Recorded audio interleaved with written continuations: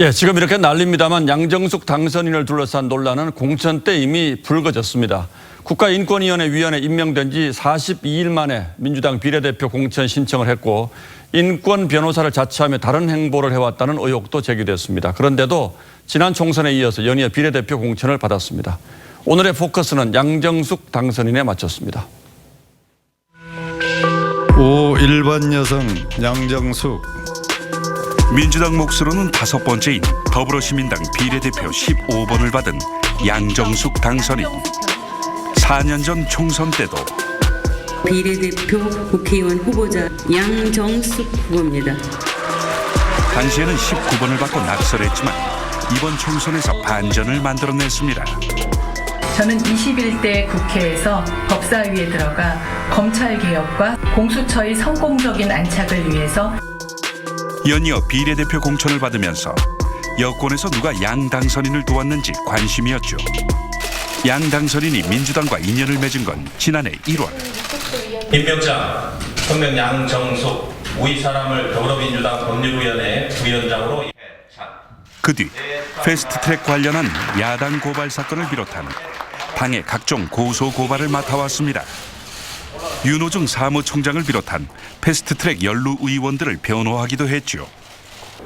그리고 지난해 말에는 국가인권위원회 위원으로 선출됐다가 42일 만에 비례대표 공천 신청을 했습니다.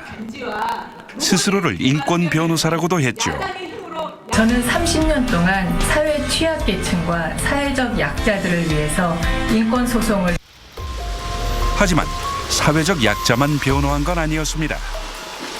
2016년 진경준 전 검사장의 뇌물 사건 변호에 참여한 사실이 드러나 논란이 됐습니다. 진 전 검사장이 넥슨의 무상 주식을 받고 120억 원을 챙긴 혐의로 징역 4년형이 확정된 사건이지요.